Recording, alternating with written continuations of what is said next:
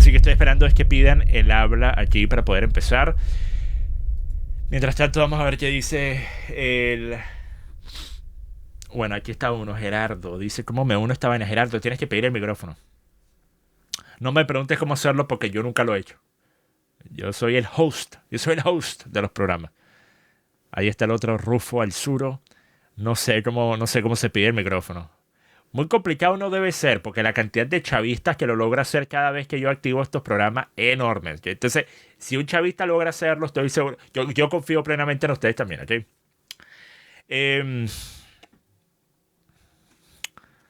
Vamos a ver. Por cierto, me acabo de dar cuenta que he estado hablando. Miren, debo tener a Fion aturdida. Aturdida, ¿ok? Porque he estado hablando con los audífonos puestos. Y estos son unos audífonos muy buenos. Estos son... Creo que son los Sony WHX M5, algo así. Son muy buenos, pero te cortan todos los sonidos de fondo. Ahora me quito uno así, poquito. Me puedo escuchar hablando durísimo. Y esto es la mitad del tono de voz que yo he tenido la última hora, así que... Mis disculpas a Fion. Disculpas en español en un programa que ya no va a haber. Pero bueno. JM dice, saludos de Miami. El IQ colectivo de las 3 principales universidades de Venezuela todavía no da para poder pedir el habla.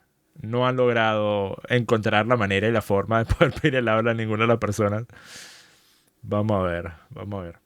Wolf dice, ¿qué pasó con el debate con los universitarios? Hubo problemas técnicos, algunos se quedaron sin luz. Entonces vamos a probablemente hacer una versión diferente después. Pero ya he tenido una hora de discusión con estas personas sobre el tema de la democracia en Venezuela. El video sube.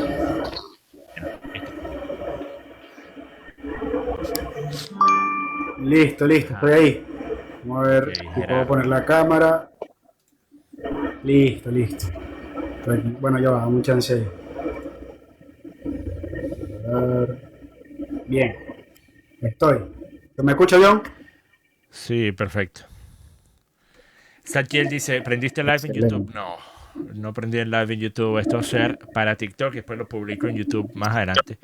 No sé qué ha pasado con Miguel y con Rufo, ¿vale? Miguel y Rufo deben estar estresados actualmente. Miren, me los puedo imaginar así con el teléfono, pero ¿dónde? ¿A dónde le doy? Miguel y Rufo es donde dice en el chat, donde escribes al lado, salen como 2 personas. Ahí mismo ustedes puedan entrar y le dan a solicitar unirse y pueden unirse. Si están escuchando. Estoy sudando como un marrano, ¿vale? Como un marrano. Esta oficina hay tantas luces en esta oficina que es un horno. O sea, me siento como un pollo al horno, un pollo a la brasa, ¿ok? Así que eso explica por qué me veo como me veo actualmente. Estoy más rojo que de costumbre. Todavía no han pedido la hora. ¿Qué coño antes? ¿Sabes? Pero unos minutos y si no empezamos nosotros. Trágico la cosa. Casi tan trágico como el volante que me hicieron. Mira, no sé si tú tuviste algo que ver con eso, Gerardo. El volante que hicieron para anunciar el debate que íbamos a tener fue una de las vainas más cutres que yo he visto en toda mi vida. ¿Tú sabes el bullying que me hicieron por eso? Están jodiendo con esa vaina en Facebook. Me hicieron no, yo por eso. Yo fui víctima del bullying. Por eso, bueno, no sé si inicio nada con la pregunta para los que no saben de qué estoy hablando. Miguel, ¿qué pasó, vale? Miguel en Zoom se escuchaba perfecto, no había ruido de fondo. Ahora tiene un vallenato. Aquí estoy. Tienes una gaita armada ahí. Rufo, ok, están los 3. ¿Se escucha ahí? Ahora se escucha todo de fondo. Todo el ruido de fondo se escucha ahora. John, ¿me escuchas? Ni hablar de Rufo. Estamos en las playitas. Estoy caminando por las playitas a las 3 de la tarde. Ay, Dios.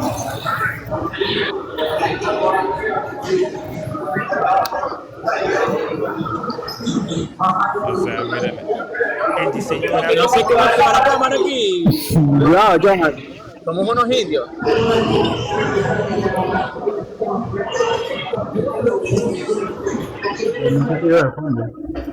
Ok, a diferencia de nuestro querido y adorado líder eterno Juan Aguaido, no vamos bien. No vamos bien. Ambos tienen un ruido de fondo bestial.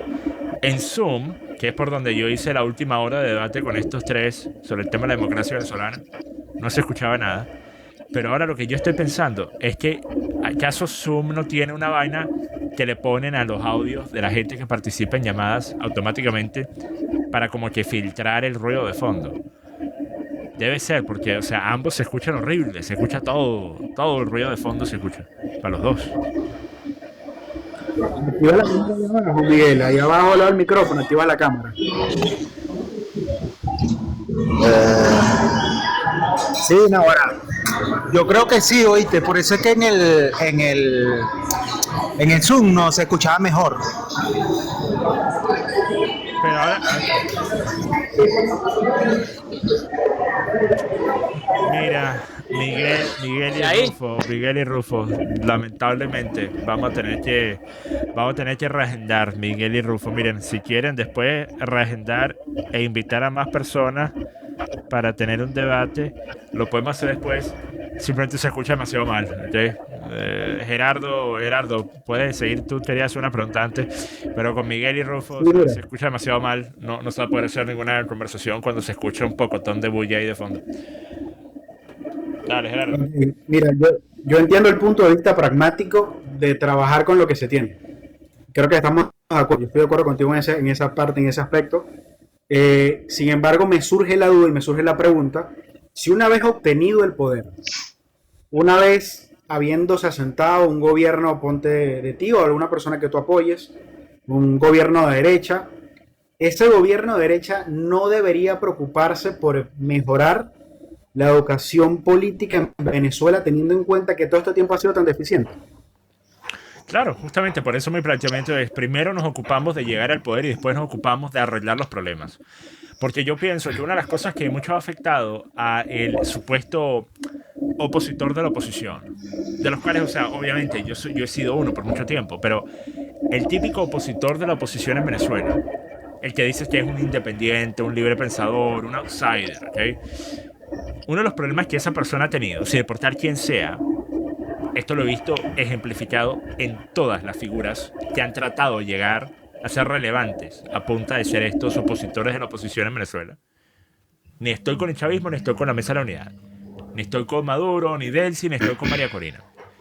El gran problema que tienen es estar enfrascados en tener estos debates ideológicos sobre que la sociedad venezolana, que si la cultura venezolana, que si necesitamos hacer esto y lo otro, pero no ascienden al poder, no ascienden siquiera a la relevancia.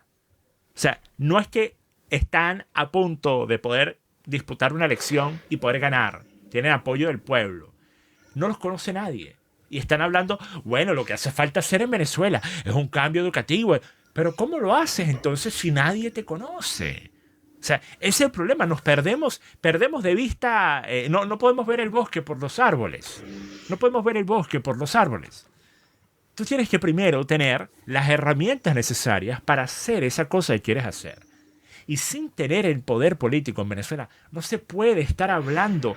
Miren, tenemos que arreglar el asfaltado en la comunidad ahí en Bellavista, en Maracaibo. Es ridículo. Por eso es que Enrique Capriles es un ridículo.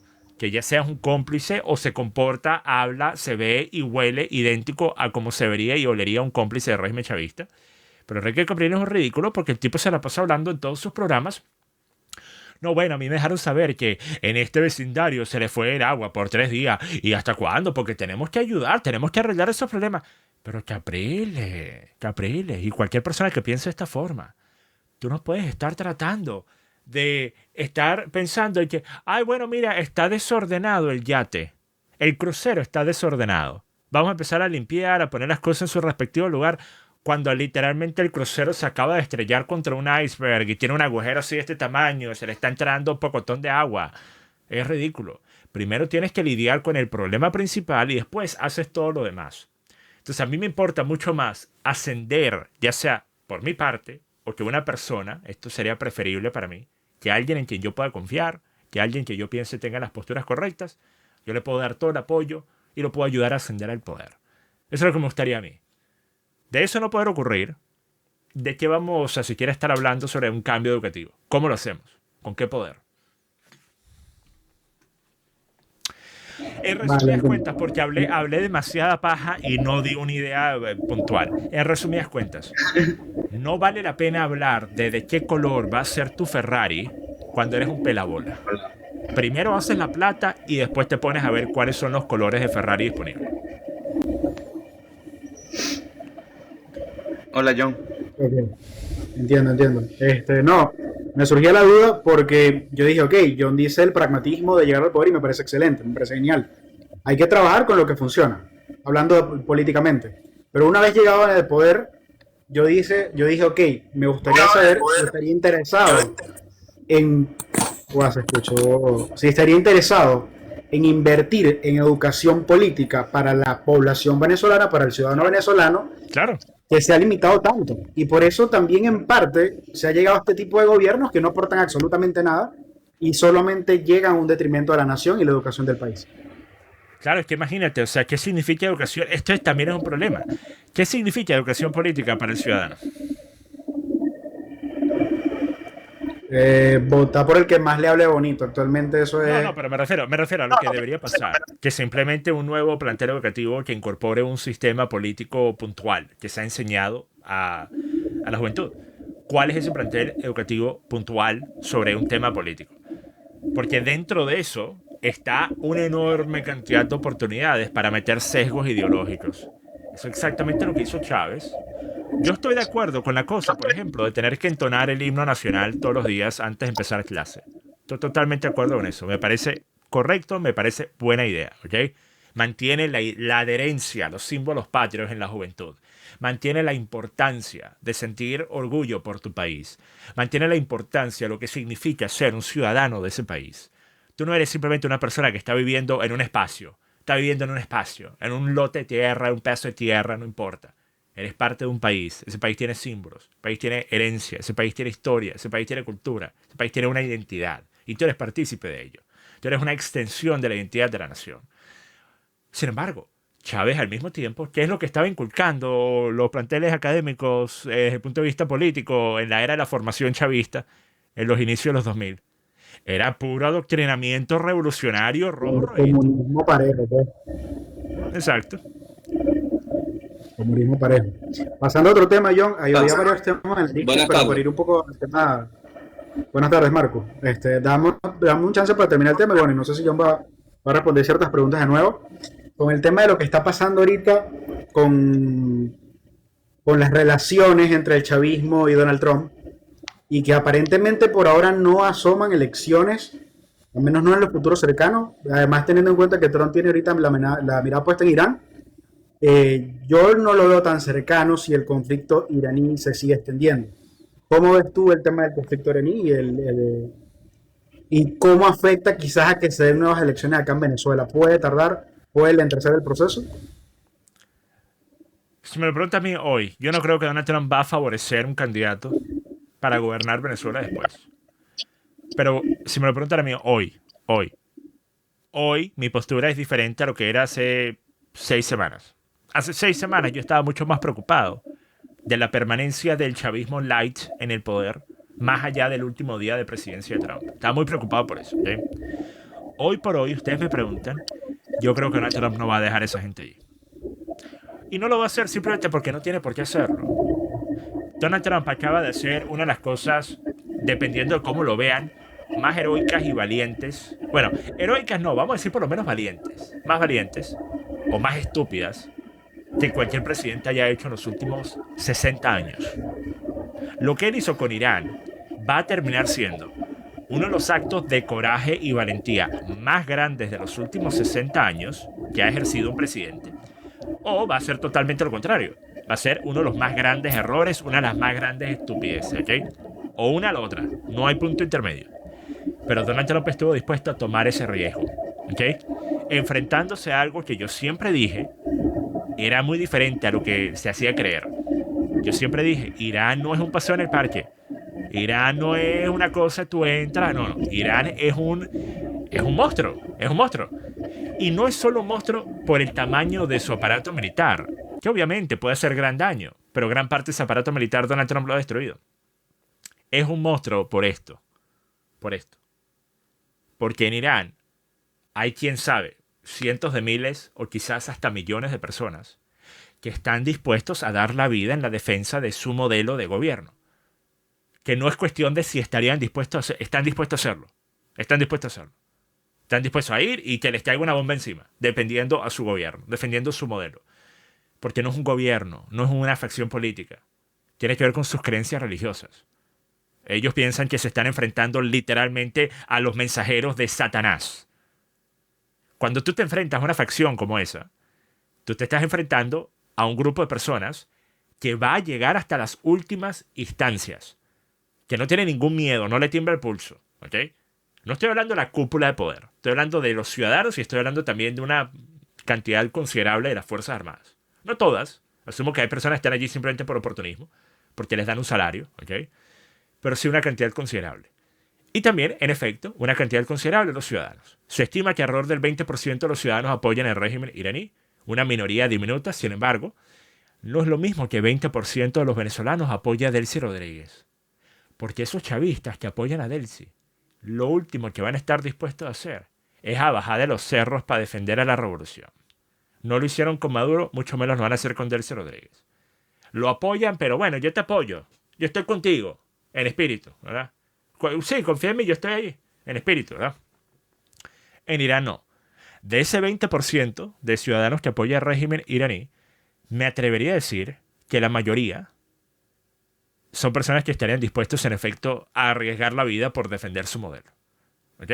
Entonces, entendiendo lo que es Irán, y Donald Trump lo entiende. Hay gente que dice, Donald Trump no sabía lo que... Donald Trump ha estado hablando de Irán y el régimen iraní desde los años 80. De los años 80. Donald Trump no es que recién descubrió que Irán era un país ayer, o hace un mes. Él sabe perfectamente bien todo lo que estoy diciendo. ¿Ok? Él de igual forma estuvo dispuesto a dar ese paso, a tomar ese riesgo. ¿Ok? Entonces ustedes me dicen que Donald Trump, después de haber hecho algo como eso, él va a decir, no, bueno, vamos a dejar a Delcy Rodríguez, porque de lo contrario se pudiese armar un problema para mí en Venezuela. Por favor, por favor. Donald Trump está utilizando a Delcy Rodríguez para hacer exactamente lo que quiere hacer. Vimos lo que pasó el día de ayer con Padrino. Vimos lo que pasó el día de ayer con este pocotón de personas de escaños más bajos que fueron removidos. Los sacaron, los mueven a Tarek, lo ponen aquí en un cargo ficticio que no vale nada y lo sacan del cargo que realmente tiene poder político en el país. Esto es una reestructuración. Se está depurando al chavismo de forma interna. Eso es lo que está haciendo Delcy Rodríguez. Cuando Delcy Rodríguez deje de hacerlo, porque ya no va a tener piezas que entregarle a Donald Trump como un tributo a los mayas, cuando ya no tenga sacrificios que hacer Delcy Rodríguez para Donald Trump, para comprar más tiempo para ella, allí es donde ella va a tener que hacerse un lado. Allí es donde ella va a tener que permitir que ocurran elecciones y respetar el resultado, o si no, se va a encontrar con el Donald Trump que estuvo dispuesto a atacar a Irán. Si no, se va a encontrar con el Donald Trump que estuvo dispuesto a irse a la guerra con Irán. Lo mismo que Díaz-Canel. Miren, honestamente, es tan trágico el tema cubano, desde el punto de vista ciudadano. Es tan trágico lo que le está pasando a los cubanos actualmente, la crisis económica en un país que ya de por sí, no solo que estaba sumido en una crisis, estaba sumido en una cosa, una pesadilla, un círculo del infierno de Dante, ¿ok? Pero es tan trágico porque, por un lado, tienes ese sufrimiento humano, por el otro, tienes este tipo, un absoluto payaso, una hormiga. Donald Trump literalmente pudiese, mientras que está hablando de Irán, pudiese ordenar que vayan y lo saquen arrastrado y lo arrojen en una jaula y se lo metan y lo pongan debajo del agua, para que sea mordisco para los tiburones, para que sea carnada para los tiburones. Y este tipo está hablando de que no vamos a permitir. ¿No vamos a permitir qué? ¿No vamos a permitir qué? Díaz-Canel tiene que estar empacando las maletas porque si no se va a dar con un encontronazo con el Donald Trump que estuvo dispuesto a iniciar una guerra contra Irán. O sea, hoy por hoy, cualquier persona que diga que Donald Trump no está dispuesto a hacer lo que él dice que va a hacer, pues ok, que les vaya muy bien. Y cuando ustedes sean también borrados del mapa, enviados a ir a reunirse con Chávez y con Fidel Castro, no se quejen, no se quejen.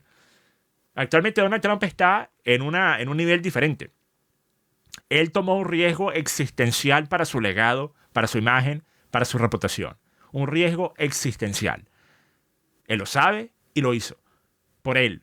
No a diferencia de lo que dicen los otros derechistas que no, lo obligó Israel. Fue Donald Trump el que lo hizo. Nadie hubiese obligado a Donald Trump a hacer algo como esto. Nadie. Cualquiera que piense lo contrario es una persona que simplemente no entiende a Donald Trump, no sabe nada de Donald Trump. Nadie hubiese obligado a Donald Trump a arriesgar, perder una reputación de ser un presidente, pues por lo menos muy popular entre la derecha, a volverse el nuevo George Bush, peor. Nadie hubiese obligado a Trump a hacer eso, ¿ok?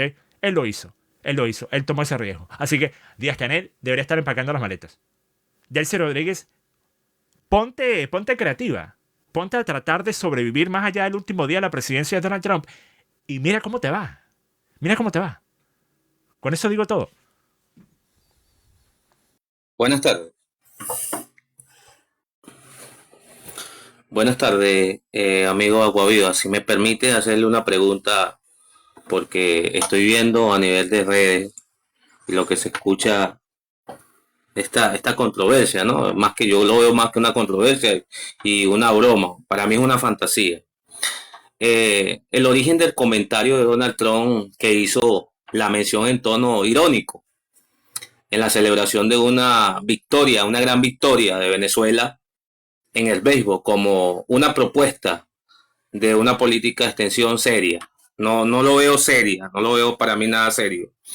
De un estado 51. ¿Se considera Acuaviva para usted, hermano, una fantasía, Marcos, una broma, Marcos, una exageración Marcos, o una pero quiero retórica? ok, te lo voy a poner de esta forma, Marcos. Y quiero que toda la gente esté escuchando, me escuche también. Y ustedes saben, yo tengo palabra. Yo cumplo, ¿ok? Si Donald Trump siquiera trata, no es que lo logre hacer, siquiera trata de forma seria de hacer que Venezuela se vuelva el Estado 51, yo me desnudo en vivo y directo. Me quito toda la ropa y salgo corriendo a la calle a que me metan preso por exhibicionista. ¿Ok? Ah, su madre. Entonces espero que nadie más me haga esta pregunta, porque es una pregunta que me ofende la inteligencia y ofende la inteligencia de todos que escuchar. Donald Trump es un troll. Es un troll. Donald Trump publica fotos y él dice Groenlandia es parte de Estados Unidos, Canadá es parte... O sea, Donald Trump es un troll. La gente piensa que Trump, este presidente es súper serio. El tipo pasa medio día publicando memes mientras que está sentado en la poseta. Dale. Donald Trump todos los días está sentado en la poseta poniendo un meme de sí mismo, vestido con una capa, siendo el dios emperador. Y la gente como que no entiende lo que es Trump. No entiende cómo se comunica Trump. Está troleando, está jugando, está bromeando, ¿ok? Pero la gente, hay tantos venezolanos con la vaina. Lo dijo Trump. Acuaviva, ¿qué piensa? Y algunos lo dicen desde el punto de vista de esperanzador. Que ellos piensan, bueno, eso nos resolvería todos los problemas. Que esa gente son unos pendejos, no entienden lo que dicen. Pregúntele a Puerto Rico, ¿ok? Pero también está el otro grupo. Ahora, Puerto Rico es responsable del 80% de sus propios problemas. Porque han tenido una cuerda de vividores, de mamarrachos, de corruptos buenos para nada en el gobierno uno tras otro por décadas. Ellos son responsables del 80% de sus problemas, ¿ok? El otro 20% sí. Estados Unidos también les ha hecho unas cuantas malas jugadas. Pero están también los que lo dicen de una forma de, ¿ves? Donald Trump lo único que quiere es tomar Venezuela para incorporarlo a Estados Unidos. No sean tan pendejos. No sean tan pendejos. No te lo digo a ti, lo digo a las personas que dicen... No, te hice la pregunta, te hice la pregunta, Coahuila. Hermano, te hice la pregunta, Coahuila, porque creo que yo lo pensé así, lo analicé así, lo vi de varios puntos de vista. Tuve una visión general distinta, ¿no? Pero también puse en ese contexto eso, lo pensé, lo analicé y dije, oye, pero si Donald Trump es un troll, ha troleado a muchos por mucho tiempo, toda la vida, desde que él tiene sentido de pertenencia a lo que es las redes sociales, es un troll principal. Y de verdad que me queda claro y me da mucha risa porque hay gente que ahorita se está tomando todo esto de verdad como un falso y sin fundamento. Este es falso sin fundamento, porque esto simplemente es un comentario, un tweet, y no hay una realidad como tal en este comentario. Simplemente es un comentario y no va más de allí. Adelante. Claro, ahora, Rococó lleva rato esperando, Rococó. Háblame. Saludos, John, ¿cómo estás, hermano? Todo bien, dale. Bueno, analizando aquí el panorama del tema que iniciaste con la democracia, la posibilidad de entrar en una democracia en Venezuela. Y yo creo que estamos en este proceso de ruptura, estamos un poquito lejos de esas elecciones que hoy, como tú dices, se está peleando un puesto, buscando un candidato, en vez de concentrarnos en terminar de cumplir las 3 fases que dicen los Estados Unidos, ¿no? Y seguir esa línea. Pero quería saber tu opinión, qué lectura le das al cambio de posición que le dieron a Padrino. Yo entiendo que hay 150.000 armas entre colectivos y malandros, y por lo cual todavía no, Estados Unidos pienso que cree que puede hacer esa transición con Diosdado Cabello de una manera pacífica, a un bajo costo, sin evitar meter tropas, pues. Entonces, no sé qué lectura le das a esto, porque pienso que la guerra civil es inevitable, ¿no? Rococó, tengo de muy buena fuente el que actualmente se está ejecutando una depuración de las armas de los colectivos, que es el próximo paso que está desarrollando Donald Trump en Venezuela. Tengo esto de muy buena fuente. Oye, qué bueno. Ahora, obviamente, está por verse, claro. Pero tendría sentido que eso es lo que se esté buscando hacer, porque en efecto, ellos son bandas criminales desorganizadas, que es mucho más difícil de controlar y es mucho más difícil enfrentarse a bandas criminales desorganizadas que a las Fuerzas Armadas del país. Esto es así en todos los escenarios. Por eso fue tan complicado para Estados Unidos entrar en Vietnam, entrar en Irak, entrar en Afganistán, porque estaban luchando principalmente contra personas que podían ser fulanito de tal, o podía ser fulanito de tal que estaba a punto de reventarse para llevarse a los tuyos al más allá. ¿Okay? Estamos de acuerdo. Claro, desde el punto de vista de la reestructuración, es una reestructuración obvia. Tú le das un cargo a Tarek que no significa absolutamente nada, que no tiene ningún poder político real, y le quitas el que sí lo tenía.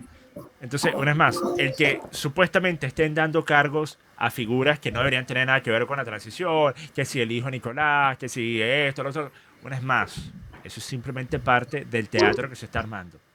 Lo importante es que las piezas que realmente tienen algún tipo de poder dentro del país vayan cambiando. ¿Quién quita que el sujeto está a cargo actualmente, que también es un tipo absolutamente nefasto? Ya cambiaron sin duda. Nefasto. Sí. ¿Quién quita que él solo dure 6 meses?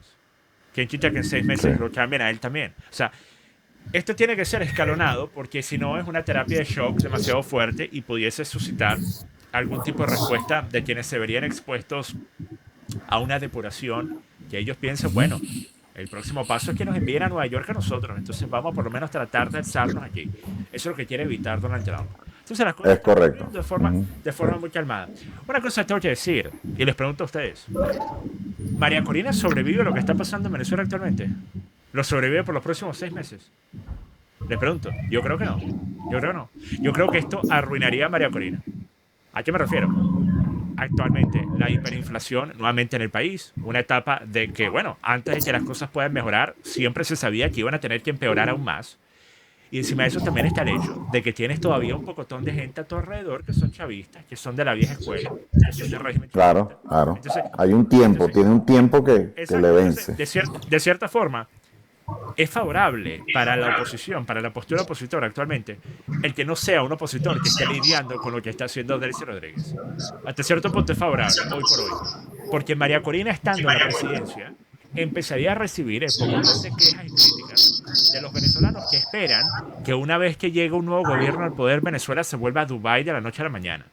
Eso nunca va a pasar, ¿sí? No, ¿y cómo iba a tener gobernabilidad si no tienes Estado de Derecho? Exacto, entonces que las peores etapas de esa terapia de shock inicial, del cambio de un proceso que llevó 3 décadas llegar al escenario en el que estamos, que las peores etapas de ese momento, de ese proceso, las ejecute el chavismo, me parece favorable hoy por hoy. Es lo mismo, por ejemplo, a decir, ¿qué preferirías tú? Tener que lidiar con las primeras 3 semanas después de dejar de utilizar sustancias, vamos a decir que tú estabas utilizando sustancias fuertes, y eras un adicto durante años. Si tú pudieses saltarte las primeras 3, 4 semanas de rehabilitación, cuando tienes los peores efectos de los withdrawals, de que ya no estás utilizando y tu cuerpo está literalmente tratando de matarte, ¿verdad? Una cosa terrible, especialmente si eres adicto a sustancias fuertes. ¿Preferirías podértelo saltar o preferirías poderlo sentir y experimentar? Probablemente la mayoría de las personas dijeran, no, bueno, claro, yo me quiero saltar ese proceso. Bueno, ese proceso es el que está experimentando actualmente Venezuela. Es ese Sí. proceso. 30 años de manejo chavista, totalmente irresponsable y loco, no se puede arreglar de la noche a la mañana. Y corrígeme, yo creo que no existe precedente en la historia en lo que está haciendo Estados Unidos para desmontar un régimen como criminal como el del chavismo, ¿no? Es como es un experimento que por lo menos yo lo veo nuevo. Pues, sí. A una escala tan grande no. O sea, inclusive pudiésemos hablar de lo que pasó en la reunificación después de la caída del muro de Berlín, pero eso fue una reunificación que tenía un gobierno que en efecto era hasta cierto punto pues representativo del electorado.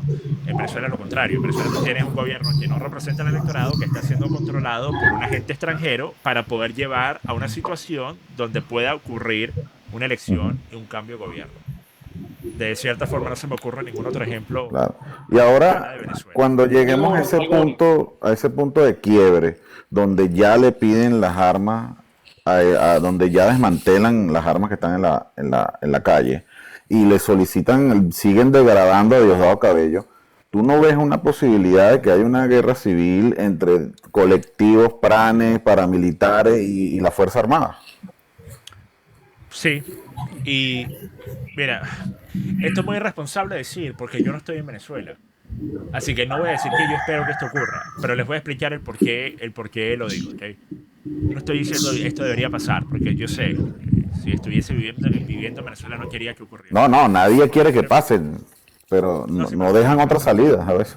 Sí, pero me refiero, por ejemplo, es muy fácil no vivir en México y decir, bueno, porque el gobierno mexicano simplemente no va y se cae a lo que ustedes saben, a los piu-piu con los carteles. Y si tú vives en una zona donde tú sabes, dominan el territorio de carteles, lo último que tú querrías probablemente es que esto ocurra, porque tú sabes que tú vas a estar en medio de esa batalla. En medio, sí. Bueno, entonces, una cosa es decirlo estando en el lugar, otra cosa es decirlo de afuera. Habiendo dicho eso, el escenario que acabas de plantear, desde el 3 de enero yo dije que podía terminar siendo utilizado por Donald Trump para la depuración de las facciones armadas, el ponerlos en contra uno de los otros. Y por medio, y yo inclusive llegué a decir, ¿por qué no meter infiltrados dentro de distintos grupos y decir, mire, tú sabes lo que están haciendo aquí los de... Contrainteligencia, claro. Exacto, ¿sabes lo que están haciendo los militares? Ellos están pactando con Estados Unidos y van a venir y te van a quitar las armas y tú tienes que evitarlo. Exactamente. Te van a meter preso, te van a enviar a Guantánamo Bay, ¿ok? Ya tienes eso en la lista. Tú inicias un conflicto e inicias una guerra de carteles, una guerra de mafias, ¿ok? Con falso positivo. El problema es, en las guerras de mafias siempre hay, en efecto, víctimas inocentes que estaban en el lugar colateral. En el momento equivocado. Exacto, por eso no son palabras menores. El decir, no, bueno, sí, que se caigan a lo que ustedes saben todos. No, pero es que no es una decisión de uno. Basándonos en la teoría de juego, viendo las cartas de lo que puede pasar en Venezuela, está esa posibilidad. Estemos dentro, fuera o donde estemos. ¿Entiendes? Porque en el momento que lleguemos, que ya les digan, bueno, este es el punto final, vamos a la tercera fase, entréguense todo, vamos a reorganizar el alto mando militar y ya viene la transición. Allí es donde yo veo que se puede desatar un conflicto, ¿entiendes? Más no es lo que uno quiera, ¿entiendes? No es más lo que uno quiera. Piensa una cosa. Una vez más, estamos simplemente aquí hablando del caso hipotético. Exacto. Ponte tú en escenario donde inicie este conflicto entre pandillas y grupos armados del régimen y pues, grupos armados que han defendido al régimen por sus propios intereses en Venezuela, y empieza a haber un conflicto entre ellos, y se aproveche de esa oportunidad la inteligencia estadounidense para utilizar sus operativos que ya están en Venezuela, más los que están por llegar, para inmiscuirse en ese escenario y empezar a darle de baja a los de ambos lados, a todos, a las cabecillas de todos los distintos grupos. Se meten en medio de ese conflicto, que se ve como un conflicto interno, un conflicto entre grupos venezolanos, se meten en medio de esa vaina y pues en efecto empiezan bueno, aquí tenemos a este, le damos de baja, hacemos parecer que fue los del otro grupo. Y aprovechamos de esa forma para lidiar con personas que, si me lo preguntan a mí, yo siempre he dicho, no son personas que merecen no solo estar en libertad pudiendo ejercer algún tipo de cargo en el futuro, no son personas que merecen estar en prisión tampoco. Son personas que merecen estar debajo de las prisiones, ¿ok? Merecen estar debajo de las prisiones. Entonces, lo más cercano que yo creo vamos a llegar a tener un escenario como ese, de ese tipo de justicia hasta ese nivel, sería un escenario como el que acabo de escribir. Porque por fuera de eso, no hay la voluntad política. No hay voluntad política de, por ejemplo, llegar María Corina Machado a la presidencia y empezar a hacer lo que hizo Saddam Hussein cuando llegó al poder. Decir, bueno, tú, y vamos, paredón de fusilamiento. No lo hay. En Venezuela no lo hay. Una sociedad de cómplices. Sí, es una sociedad de cómplices. Y no hay ninguna voluntad para volver a hacer que exista la pena capital en Venezuela.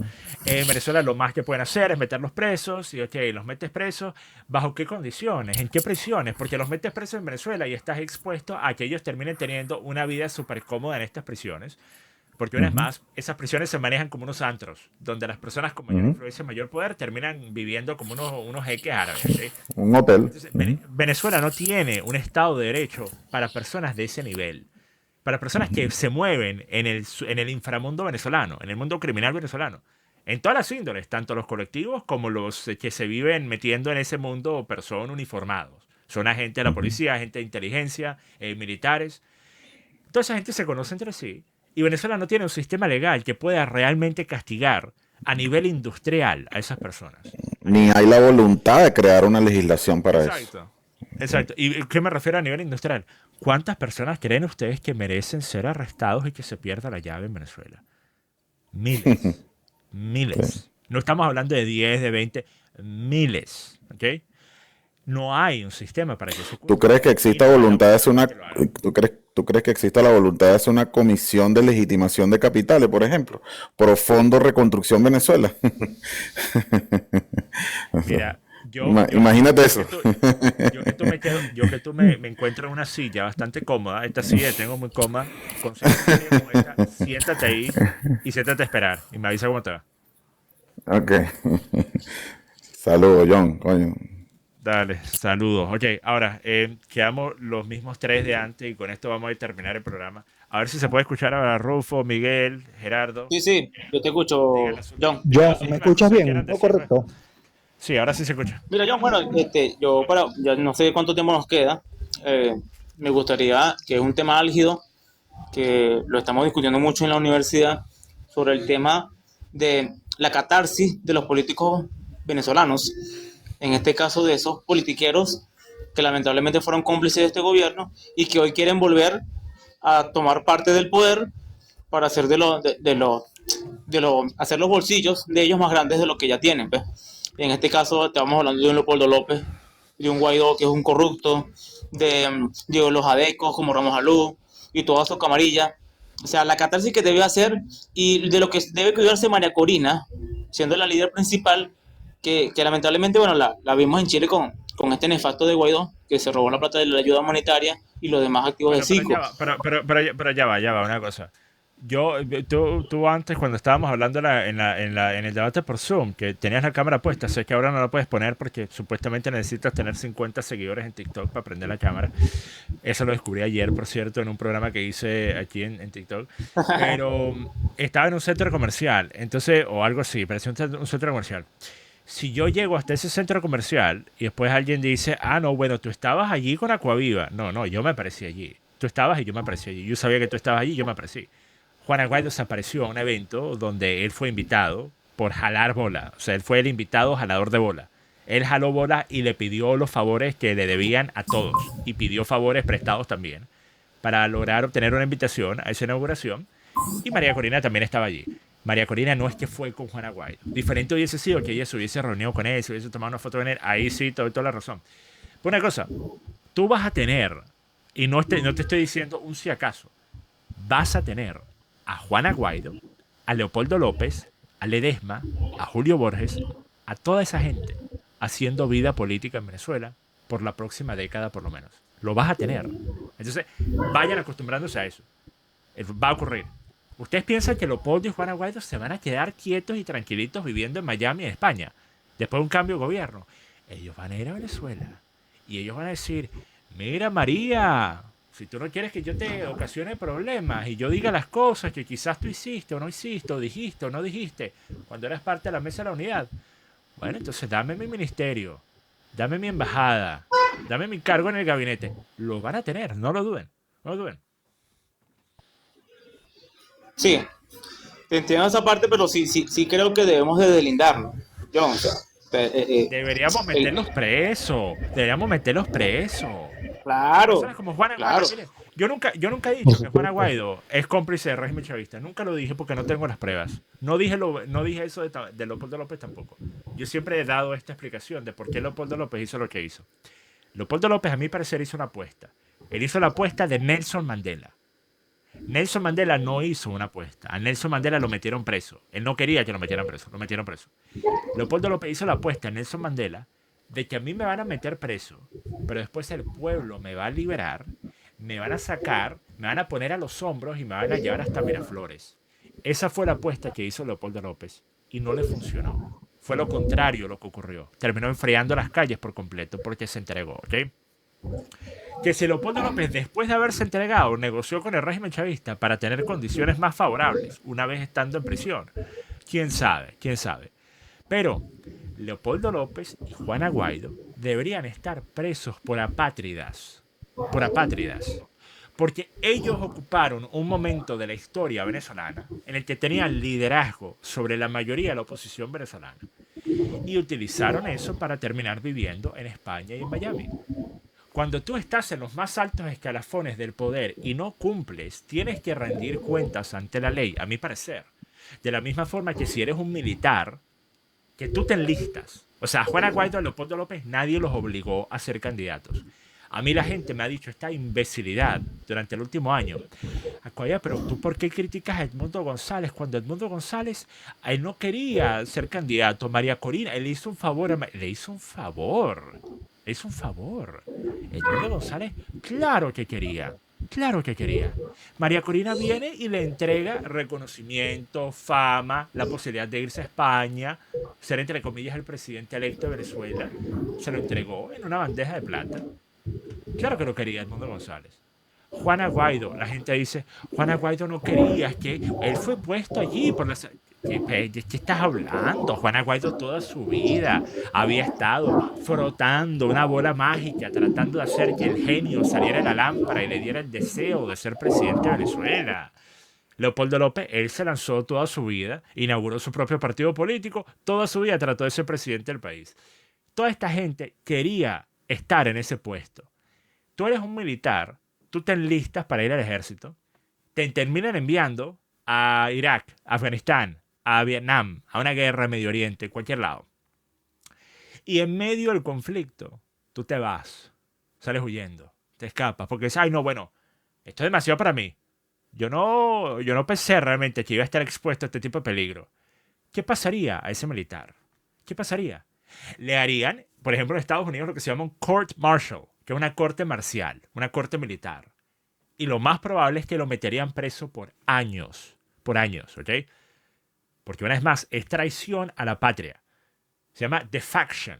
No puedes estar en el ejército cuando tú te enlistaste, o inclusive si te obligaron a enlistarte, si aplican el enlistamiento obligatorio, como hicieron durante la era de la guerra de Vietnam, por ejemplo, y después estar en medio de una guerra y escapar y huir porque tenías miedo.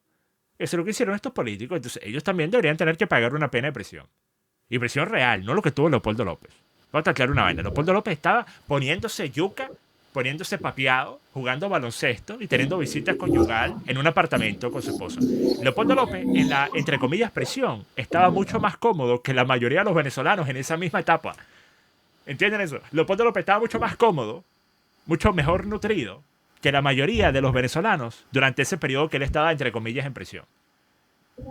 Mira, Leopoldo López, este tipo es un mago, ¿viste? Se preñó a la tipo y nunca la vio.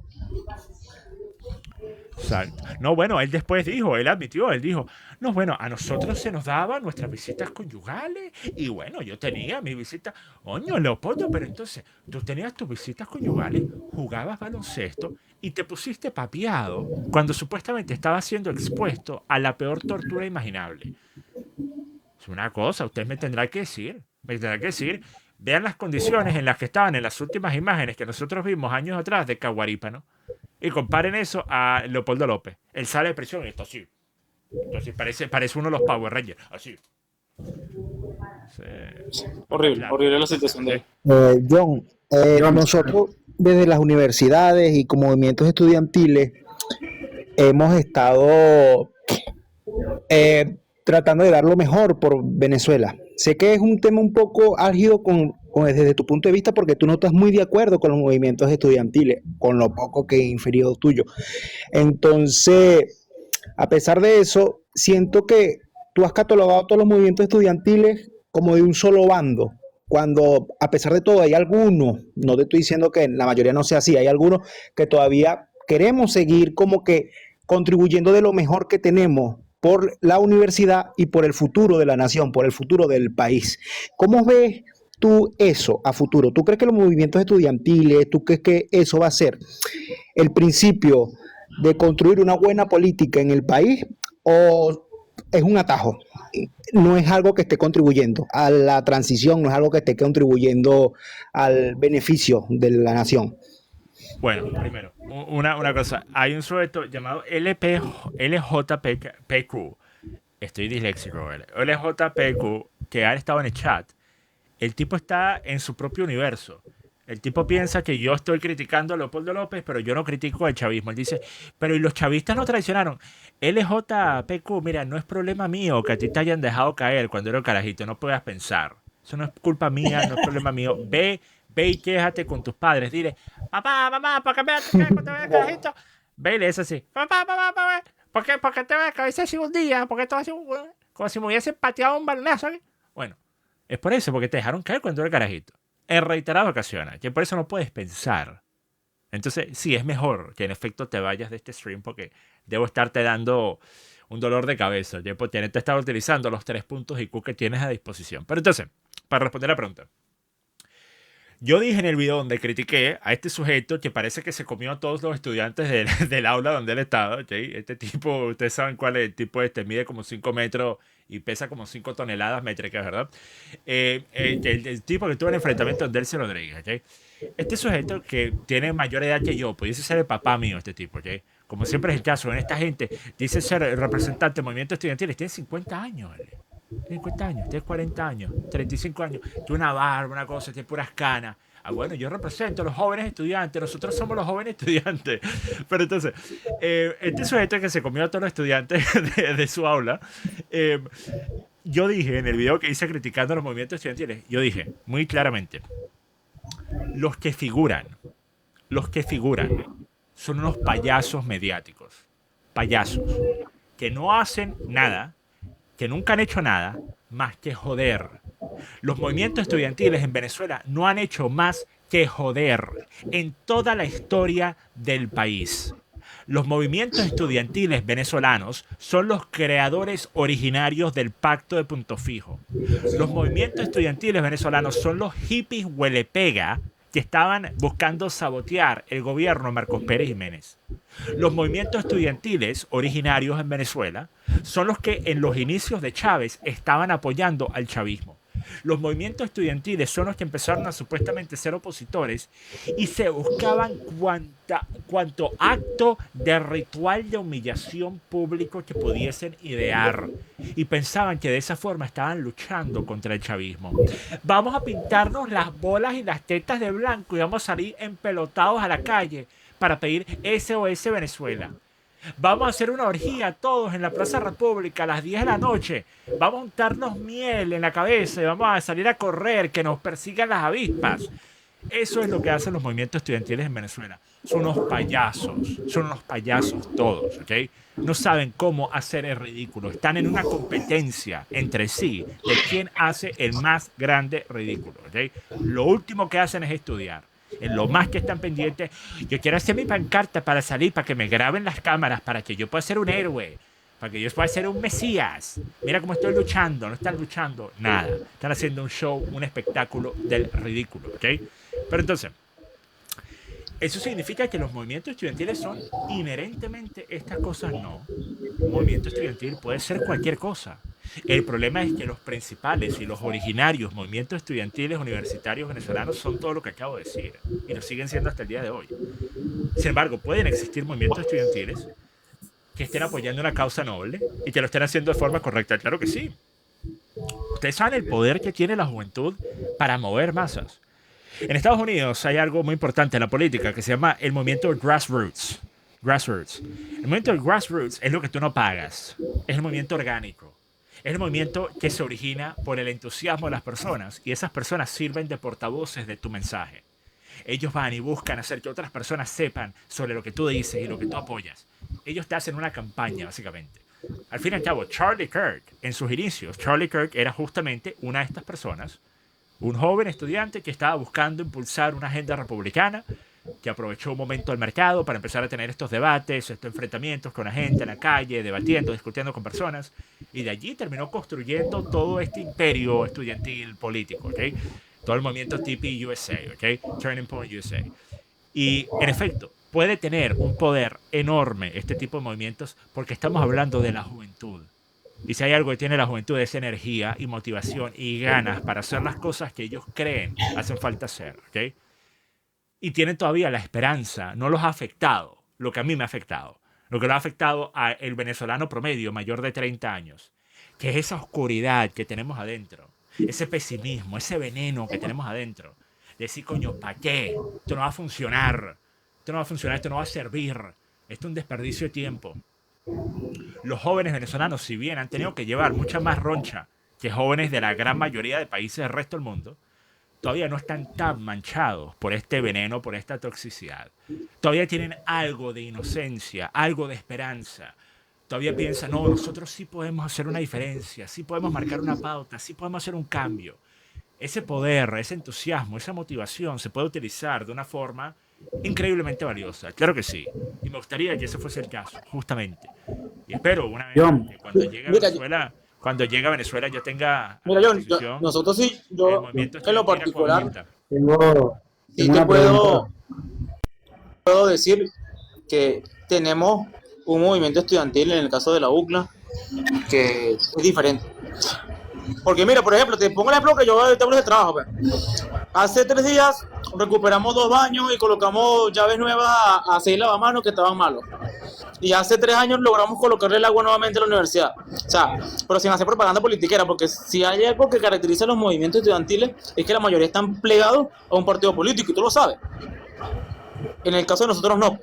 Pero sí hay una esperanza de ese chamo que quiere ser parte del cambio trabajando y no detrás de una pantalla de que, ay, mira, aquí te llegó el cartelito y me pinté la cara con el SOS Venezuela.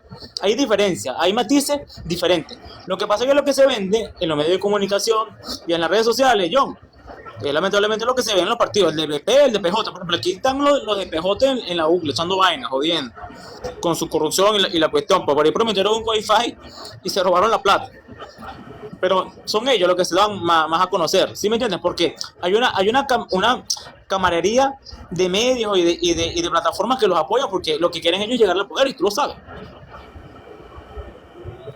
Claro, perfecto. Les importa más eso que cualquier otra cosa, les importa figurar, les importa ser figuras mediáticas.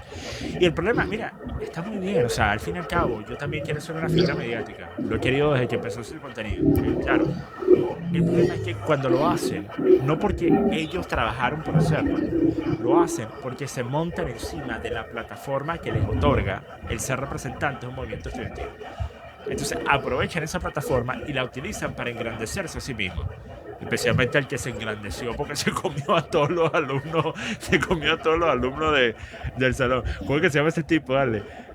¿Usted sabe a quién me está refiriendo? Estoy haciendo estos chistes. Sí, él es de la OCB, el chamo es de la OCB. Sí, bueno, se quedó sin alumnos del salón donde él estaba. Mira, pero lo más importante, John, de ayer fue que ya tenemos un ministro o una ministra nueva y sacaron a la plaga de Ricardo Sánchez. Bueno, eso sí es la catástrofe, hermano. Ese es el politiquero más nefasto de la juventud de la generación del 2007. Bueno, espero que le vaya muy bien. Ahora sí, voy a tener que ir terminando esto. Como dije, pueden ustedes después reagendar si quieren hacer otro programa donde inviten a más personas, y especialmente que inviten a personas que quieran discutir conmigo. Porque yo sé que nosotros tres estamos en una línea ideológica similar, tenemos algunas diferencias, pero estamos mayoritariamente al mismo lado. Pero también sería interesante si tienen amistades progres, amistades que no sean muy simpatizantes del acuavivismo, pues que los puedan invitar y podamos tener un debate también en una fecha futura. Pero les digo, muchas gracias por haber participado y por la invitación que me hicieron. A las personas Gracias a ti, John. Por favor, Acuaviva, me subí para hacerte una pregunta. Sí, ya un segundo. A las personas que no vieron el programa, tuve un debate. Yo pensaba que ibas a cerrar el venezolana. Lo voy a estar publicando en YouTube más tarde, ya sea esta noche o mañana. Y obviamente este video, si no lo han visto, este programa va a estar en YouTube en las próximas horas. John, sí. Desde la UCLA te damos gracias, desde Innova te damos gracias por permitirnos acompañarte a hacer este debate. Como tú dijiste, tenemos algunos puntos de diferencia, pero bueno, se trata de la política y viendo puntos que permitan construir, permitan seguir dando lo mejor por el país. De verdad que sí. Gracias por permitirnos estar debatiendo contigo. Siempre a la orden, tranquilo. Ok, entonces, la persona quería hacer la última pregunta. El giro a la derecha. Dale. Sí, gira a la derecha news. Gracias, John. Es un placer estar en tu live. Es primera vez que subo, pero no es la primera vez que te escucho. Te sigo desde hace muchos años, incluso me he nutrido mucho de tus análisis políticos para los programas que yo hago en YouTube, que se llama así también el canal Gira a la Derecha News. Entonces ya programa joven, pero... Entonces la pegué. no, pero está bien. Porque vi la flecha ahí, en la foto de perfil. Sí, exactamente, le puse así porque aquí en Estados Unidos soy camionero y entonces pensando en el nombre del programa, dije contra, y en ese momento estaba el GPS diciendo gire a la derecha. Entonces dije, pues este es el nombre del programa, Gira a la Derecha News, y con la señal obligatoria aquí en Estados Unidos de girar a la derecha obligatoriamente. Bueno, entonces esa es la situación. Sí, gracias, John. John, como te dije, es un placer, my friend. Primera vez que entro, estoy hasta un poco nervioso, ¿no? Porque eres una figura muy importante dentro de la derecha. Tranquilo. Dentro de la derecha. Mira, los cubanos americanos, aquí en Estados Unidos, estamos, y me voy a incluir yo también, aunque yo soy un poco más escéptico respecto a la situación de Cuba, pero estamos muy esperanzados, es decir, ha surgido como una especie de esperanza o de renovación de la esperanza respecto a la libertad de Cuba debido a todas las palabras, las declaraciones que ha hecho Donald Trump y las declaraciones que ha hecho también Marco Rubio. No hace falta decírtelas porque tú has hablado de eso también. Marco Rubio que conoce muy bien la situación de la región debido a su descendencia y conoce extremadamente bien cómo opera la dictadura cubana. Y las trampas que usa para intentar, como siempre, mantenerse en el poder. Mi pregunta es esta, Acuaviva. ¿Tú ves algún futuro libre para Cuba y a pesar de que todo ha estado bajo un total secretismo, es decir, que han tenido conversaciones bajo un total secretismo, algo con lo cual no estoy de acuerdo, pero bueno, incluso Miguel Mario Díaz-Canel, el dictador cubano, ha tenido que reconocer en público, casi que obligado por el Cangrejo, de reconocer de que sí han estado conversando con los Estados Unidos. ¿Crees algún tipo de liberación para Cuba? Principalmente básate en las palabras de Trump, que es lo único que conocemos. Queremos el control de Cuba de una manera buena, y si no, haremos lo que tengamos que hacer. Gracias, John, de veras que sí. Muchísimas gracias, John. No, vale, muchas gracias a ti por si quieres hacer la pregunta, por ver el contenido. Gracias por el apoyo. Mira, no quiero dar falsa esperanza, ¿ok? Pero si me lo preguntas ahora y te digo lo que yo realmente siento es Díaz-Canel tiene que ir empacando las maletas. Donald Trump va a hacer algo con respecto a Cuba y ya sea va a hacer algo similar a lo que tiene en Venezuela o simplemente va a ordenar algún tipo de operación militar que pues termine de sacar a esa gente. Ahora, lo que venga después, aquí sí te digo, lo que venga después, y esto aplica para Cuba, esto aplica para Venezuela, obviamente aplica inclusive mucho más para Irán, porque Irán es un tema inclusive mucho más complicado. Pero lo que venga después, no te puedo decir qué va a ser. No te puedo decir si va a ser fantástico, maravilloso. Espero que sí, ¿ok? Pero estoy casi seguro, de que la próxima pieza geopolítica que Donald Trump va a mover en ese tablero de ajedrez que él está jugando actualmente es Cuba. Y no simplemente porque lo haya dicho, es por el hecho de que, pues, es imposible creer que el Donald Trump que estuvo dispuesto a hacer lo que hizo en Venezuela y ahora a hacer lo que hizo en Irán no esté dispuesto a hacer algo en un escenario que comparativamente es muchísimo más sencillo, que es el tema cubano. Muchísimo más sencillo. Ahora, ustedes me pueden hablar a Coavía, pero mira lo que ha pasado en instancias anteriores en las que Estados Unidos trató y falló. ¿Por qué falló Estados Unidos antes? Primero porque JFK no quiso enviar más tropas. ¿Ok? Empezando con eso. Si JFK hubiese querido enviar más poder militar, hubiesen ocupado el territorio completo. Hubiesen ocupado la isla. Sin ninguna duda. Pero no quería hacerlo. Y segundo, porque estamos hablando de una Cuba totalmente diferente. Estamos hablando de la Cuba que todavía tenía a sus superestrellas comunistas. Todavía tenía a Fidel, todavía tenía a Che Guevara.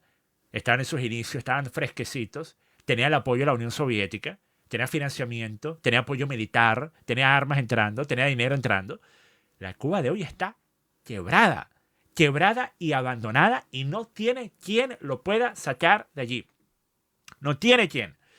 Venezuela no hay. Rusia no hay. China no hay. No tiene quién. Cuba está totalmente expuesto. Totalmente expuesto. Por eso es que Donald Trump puede hablar de la forma que habló. Yo puedo tomarlo, puedo hacer lo que quiera. Es cierto. Donald Trump puede tomar Cuba mañana, hacer lo que quiera. ¿Quién se lo va a impedir? ¿Quién? Cuba se quedó absolutamente solo. Absolutamente solo. ¿Ok? Entonces, que el régimen pueda dar la lucha, que den toda la lucha que quieran. Les van a pasar por encima. Les van a pasar por encima.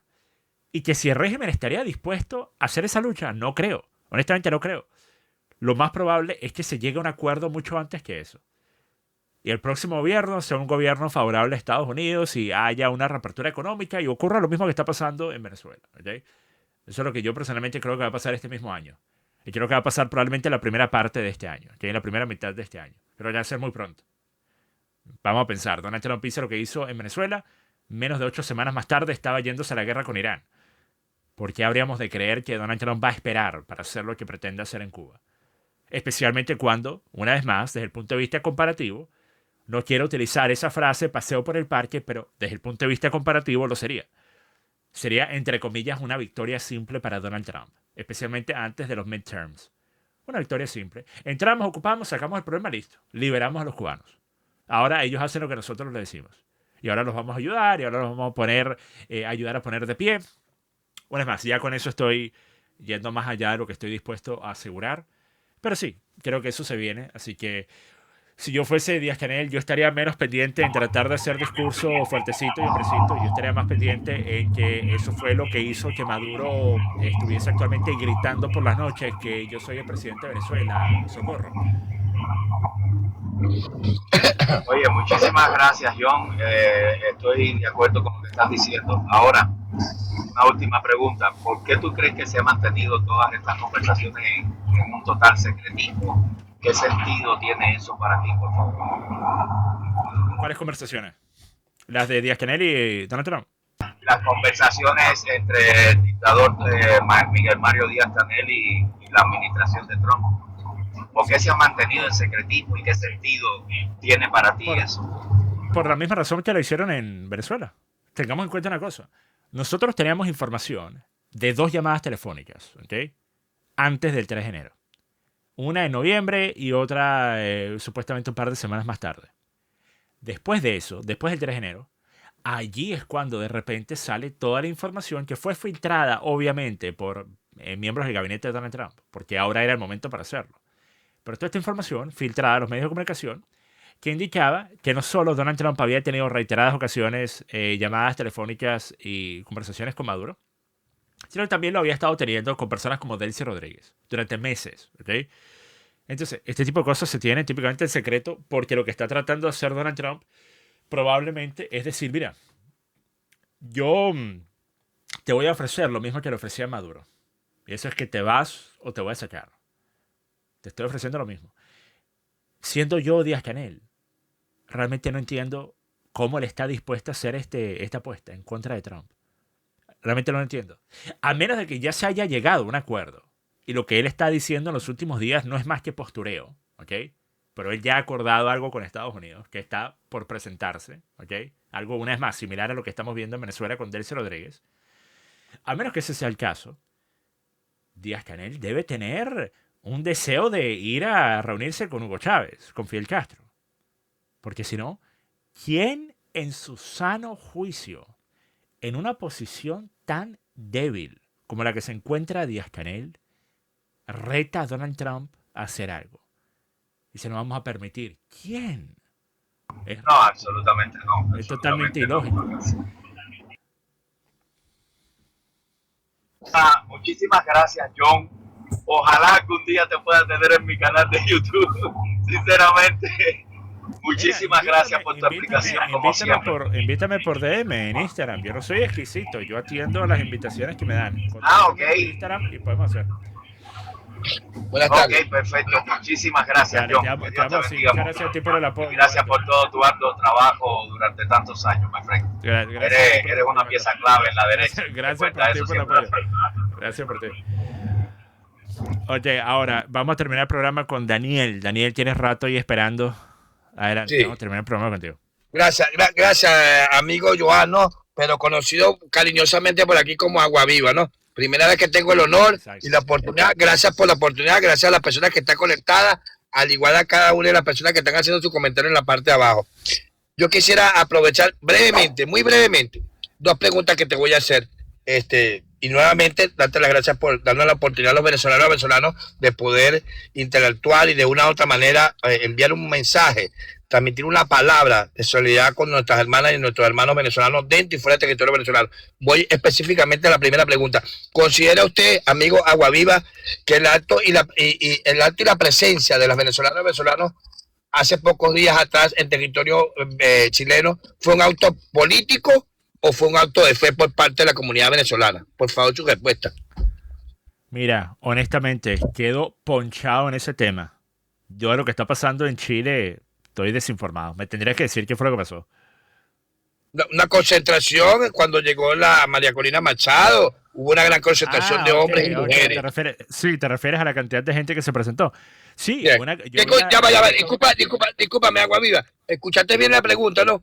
Para que no se malinterprete y para que las personas, sobre todo las que están ahí conectadas, entiendan más o menos la pregunta. ¿Considera usted que fue un acto político o fue más bien un acto de fe por parte de nuestras mujeres y nuestros hombres en territorio chileno? ¿Qué considera usted que fue qué lectura le da usted a ese evento y a esa presencia de nuestras mujeres y nuestros hombres ahí? Bueno, primero, a los que no han visto las tomas, hay una toma aérea de drone que muestra un absoluto gentío. Un gentío que fue a recibir a María Corina nuevamente, esto en Chile, ¿ok? Entonces imagínense lo que sería el gentío que iría a recibir a María Corina en Venezuela. Pero que si fue un acto de fe o un acto político, una cosa no quita la otra. La política incurre muchas veces en la fe, en el individuo. El político obtiene la confianza del electorado por medio de venderles una idea y esa idea muchas veces está apegado a lo que esa persona pretende o quiere en su vida. Y eso también está atado a la fe. En tu vida tú puedes tener fe de que Dios te va a ayudar a tener las cosas que quieres tener. Y desde el punto de vista político vas a tener fe, vas a tener confianza, vas a tener pues algún tipo de compaginación con el político por el cual vas a votar porque tú piensas que ese político va a facilitar que tú tengas las cosas que quieres tener en tu vida. Así que pienso que la fe y la confianza son muchas veces en la política la misma cosa. Ok, gracias por la respuesta. Yo voy a responder, si me lo permite. Creo en lo particular, y lo he conversado en nuestro en vivo con una gran cantidad de hombres y mujeres de Venezuela, creo, y quiero responder la pregunta, creo que fue un acto de fe, como esa fe que nunca nos han podido arrebatar y que nunca nos van a poder arrebatar, al igual que la esperanza que tenemos de un mañana mejor para Venezuela y toda la familia venezolana. Voy con la siguiente pregunta, amigo, y muchísimas gracias. Pero antes de hacerte la segunda pregunta, ¿has estado tú en La Habana, Cuba, en algún momento de tu vida? No, nunca. Yo sí. Tengo Daniel, las tristes imágenes. Una cosa, Daniel, ya va. En torno a lo que respondiste, te quiero hacer una pregunta. Pero tú dices, piensas que fue un acto de fe. Un acto de fe para apoyar a una figura política. O sea, la gente estaba allí, quiere que María Corina sea presidente, ¿verdad? Creo que la ingeniero María Corina Machado es una gran mujer, una gran líder, ¿verdad? Que ciertamente goza del cariño, del respeto y de un gran liderazgo en territorio venezolano, así como otros dirigentes políticos, otros líderes políticos, unos adentro, otros afuera. Hemos visto la manifestación de, por ejemplo, el alcalde del estado Anzoátegui, cuando lo liberaron, cómo fue recibido en el estado Anzoátegui de una manera impresionante. Tenemos líderes importantes, no solamente en unas organizaciones políticas, sino en otros espacios, en otros gremios estudiantiles, sindicales. Nos alegra mucho lo que está ocurriendo en Venezuela, porque teníamos tiempo que no veíamos. Yo, por ejemplo, me crié en Acción Democrática, fui dirigente político de ese partido, y aunque no reconozca las autoridades de hoy en día que secuestraron, así como secuestraron la tarjeta de Acción Democrática, la de Primera Justicia, toda la institución política, hoy tenemos que reconocer, y por eso aplaudimos las palabras del ingeniero María Corina Machado cuando ha dicho, necesitamos un consenso, porque es que no visualizamos un mañana mejor sin la participación de todos los venezolanos y todas las venezolanas. Creo claro, yo, esa es mi postura. Pero me refiero a eso, si tú fueses a hacer una encuesta entre las personas que fueron a recibir a María Corina en Chile, probablemente el 96-97% diría que ellos quieren que María Corina sea presidente de Venezuela. Entonces tú dices que fue un acto de fe, sin embargo yo pienso que fue también un acto de apoyo político, porque esa gente tiene fe que María Corina va a cumplir y va a ser buena presidenta. Bueno, yo esos números no los manejo, pero considero, fíjate, mira la segunda pregunta que te voy a hacer. Dime qué figura política venezolana actualmente puede mover una masa como esa fuera del país. Bueno, tristemente y lamentablemente, aunque en otros años pasados, por ejemplo, nosotros que tuvimos, que hemos estado adversando al régimen, tuvimos personajes como Carlos Ortega, tuvimos un personaje como Guaidó, que el pueblo y las mujeres de Venezuela confiaron en él, y así como una gran lista de dirigentes políticos que en ese momento... ¿Qué figura política hoy, en pleno 2026, puede mover una masa como esa afuera de Venezuela?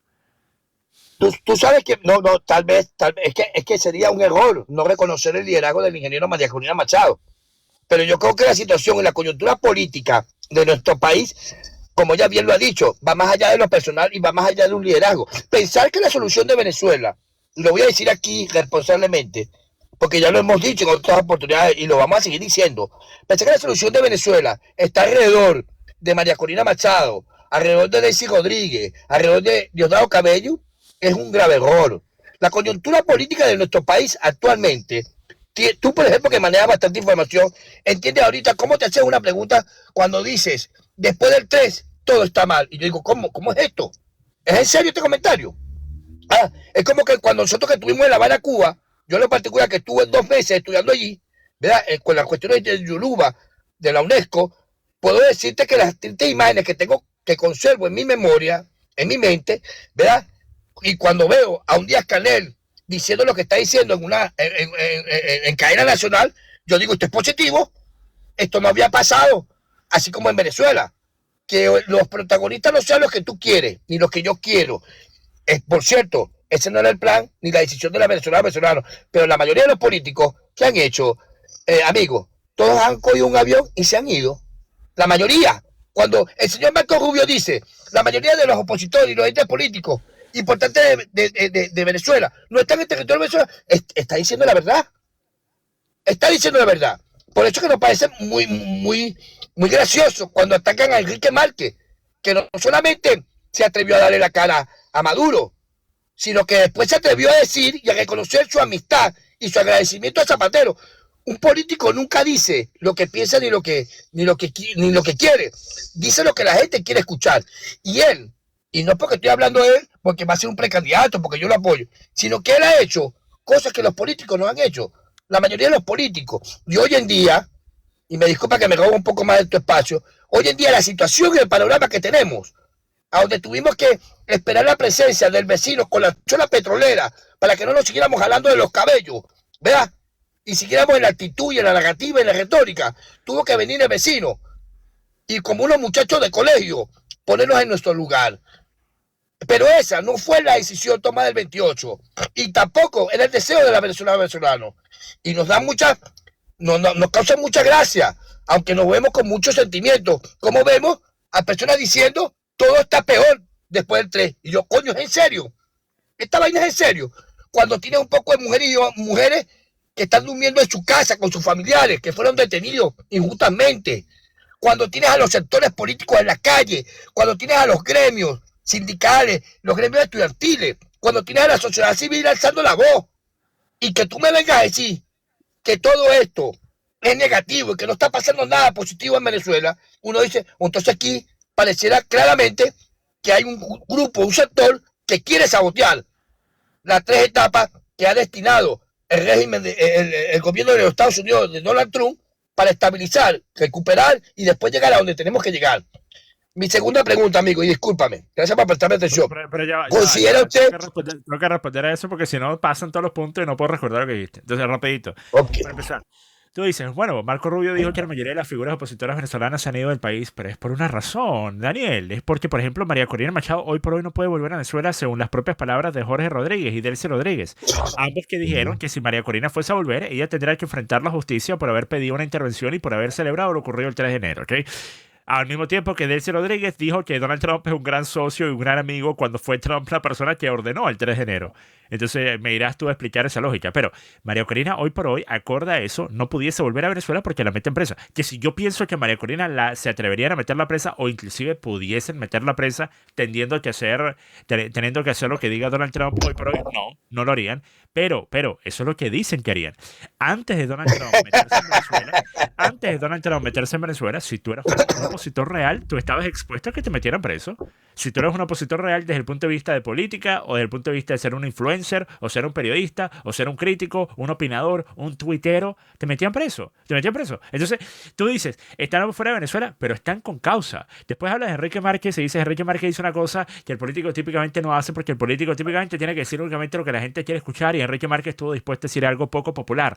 Pero Enrique Márquez dijo algo que va en contra de lo que está en el mejor interés de Venezuela, que es elogiar a quienes han sido enemigos de Venezuela durante años. En el caso de Zapatero, tú puedes decir, bueno, él ayudó de forma no directa a que el chavismo se pudiese blanquear la imagen por medio de los diálogos en el 2016, 2017, 2018, pero en el caso de Petro hasta hace 3 meses era un gran aliado de Maduro. Petro hasta hace 3 meses estaba diciendo que si Donald Trump se metía en Venezuela iba a ser la próxima gran guerra de Latinoamérica y que inclusive Colombia pudiese terminar defendiendo y ayudando a defender la soberanía de Venezuela porque si atacaban a Venezuela atacaban a toda Latinoamérica. Entonces Petro es un literal hasta 3 meses atrás chavista, simpatizante del chavismo, y tú vas a felicitar y agradecer a Gustavo Petro 12 horas después de que te invitó Donald Trump al discurso del State of the Union. No tiene sentido. De la misma forma que no tiene sentido la entrevista que hizo con... ¿Cómo se llama esta mujer? Yo hice una reacción a esa entrevista. ¿Cómo se llama la mujer que entrevistó a Enrique Márquez? Gladys. No me recuerdo. No sé. Bueno, en fin. Ayer yo publiqué un video. Dice Rodríguez, sí, ¿cómo se llama el nombre? Creo que es Gladys Rodríguez. Pero yo discúlpame. Ya, para terminar el último punto. Entonces, yo hice una reacción a esa entrevista ayer. Enrique Márquez se puso iracundo cuando le nombran a María Corina porque él dice, no, pero tenemos que dejar a un lado los egos, porque inmediatamente después, 2 minutos más tarde, él dice, no, bueno, porque ¿quién sabe más de la lucha en contra del régimen que yo? A mí me metieron preso, ¿quién sabe más de luchar en contra del régimen que yo? Enrique Márquez es un tipo que actualmente se lo ha comido al personaje. El tipo se siente importante de forma que nunca antes se había sentido. El tipo actualmente se está haciendo la pregunta, pero ya va, ¿por qué la gente me pregunta sobre María Corina cuando me deberían estar preguntando sobre mí? Porque Enrique Márquez piensa que la gente ahora lo está escuchando o lo está mirando por Enrique Márquez. Enrique, si a ti te terminan dando algún tipo de cargo, algún tipo de relevancia en esta etapa transicional en Venezuela, es únicamente debido a Donald Trump, no debido a tus cualidades. Entonces, una vez más, no entiendo por qué. Agua viva, discúlpame, Agua Viva, brevemente, porque me tengo que ir. Agua Viva, está Venezuela y la familia venezolana dejó de estar en negativo y está ahorita poniéndose positivo para ti, ¿sí o no? ¿Sí o no? Para ti nada más. Desde el punto de vista económico, hoy están peor que hace 3 meses. Una pregunta, ¿sería María Corina Machado, respóndame esto, la persona más indicada para que nos dijera a los venezolanos y a los venezolanos cuánto tiempo podría tardarse en depurar o hacer los cambios necesarios en el sistema electoral para poder abrir la página y inscribir a los nuevos votantes y poder reubicar, ¿verdad?, a todos los venezolanos que se encuentran fuera del territorio venezolano? ¿Crees tú que ella podría dar una idea o que sería la persona más indicada para de una u otra forma tratar de calmar esta ansiedad que tenemos la venezolana con respecto a un proceso electoral al cual consideramos ahorita no muy cercano a corto plazo, debido a que no tenemos ni siquiera las autoridades del CNE, mucha gente y mucho menos los miembros del Tribunal Supremo de Justicia, y mucho menos tenemos las autoridades y ese blanqueo que hay que hacer en la UNI 10, en la 10, en la extranjería, para depurar ese sistema. Ok, en resumidas cuentas, Daniel, todo lo que acaba de decir es cierto y está en el interés de María Corina el no quemarse por medio de esta etapa transicional que infiere también un sufrimiento económico mayor al que se está experimentando hace 3 meses, pero que yo pienso en los próximos 6 meses la condición en Venezuela, desde el punto de vista económico, habrá mejorado considerablemente a lo que ha sido en los últimos años. Eso lo pienso yo.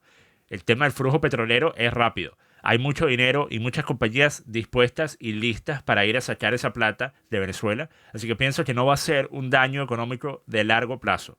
Sin embargo, María Corina actualmente se pudiese ver afectada si fuese ella y no Delcy Rodríguez que está liderando esta etapa transicional, ¿cierto? Sin embargo, una pregunta, Daniel. Una pregunta. Yo he escuchado este argumento de parte de muchas personas. Este es el argumento de los Enrique Marquesistas.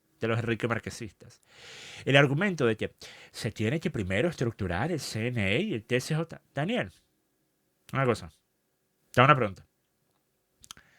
Estados Unidos, Donald Trump dio la orden para que literalmente se metieran en la casa de Maduro a mitad de la noche y agarraran a Maduro y lo metieran en un helicóptero y se lo llevaran a Nueva York. ¿Eso lo hizo Donald Trump?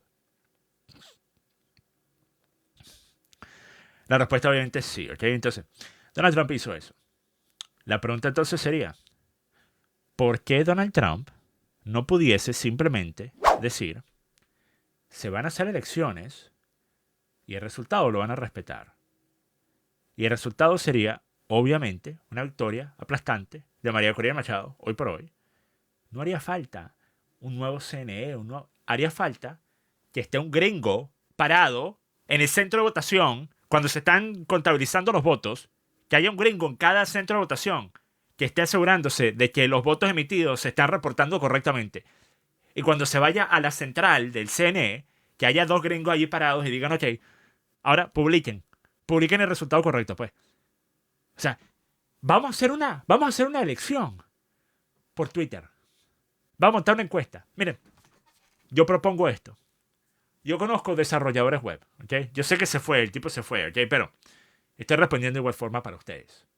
Yo conozco muchos desarrolladores web. Yo he trabajado con muchísimos desarrolladores web en los últimos 10 años. Yo les hago el diseño de una aplicación gratis, para poder contabilizar votos. Se lo enviamos a todos los venezolanos, ¿ok? Para tú poder acceder vas a tener que poner tus datos. Tu cédula, tu nombre, tal. Accede y después pones tu voto. ¿Por quién vota? Se contabiliza. Tenemos los resultados inmediatamente. Y listo. Es tan complicado. Tenemos que primero depurar todas las instituciones porque... Pongan una encuesta en una plataforma, en una página web, que la gente pueda meterse y darle a votar. Y pongan el resultado. Y vean que ganó María Corina con 80% del voto. Y listo. ¿Qué es esta paja? Tenemos que asegurarnos que el TCJ esté depurado y el CNN. ¿Qué es esta paja? Pongan un gringo en cada oficina. Esta es la campaña por un gringo en cada oficina. ¿Ok? Y el resultado es el que es. Y Donald Trump hace que se respete. Y hay un cambio de gobierno y listo. Eso se pudiese hacer ayer. Se pudiese hacer hoy. Se pudiese hacer mañana. Se pudiese hacer sin ningún problema. La razón por la que Donald Trump no lo quiere hacer no es por la paja de que necesitamos primero la depuración y reestructuración y no sé qué. Eso es pura paja, pura paja. Es simplemente porque Donald Trump quiere que exista suficiente tiempo para hacer las dos cosas que importan. Las dos cosas que importan. Uno es quitarle las armas a los grupos armados en Venezuela que pudiesen ocasionar problemas. Primer paso. Segundo paso es, y este es el más importante, pero este se está ejecutando desde ya, hacer que exista una estabilidad económica en el país. Hacer que las primeras compañías extranjeras de petróleo vuelvan a Venezuela. Estén produciendo, estén exportando, que estén entrando divisas al país fuertemente. Una vez dadas esas dos condiciones, que yo pienso se van a dar antes de fin de año, una vez dadas esas dos condiciones, yo estoy casi seguro que Donald Trump va a imponer que se ordene el inicio de una campaña electoral. ¿Okay? Esa es la realidad. Todo lo demás es puro cuento balurdo. Tenemos que depurar, tenemos que asegurarnos que el TCJ, tenemos que sacar a los empleados del CNE, un gringo en cada oficina.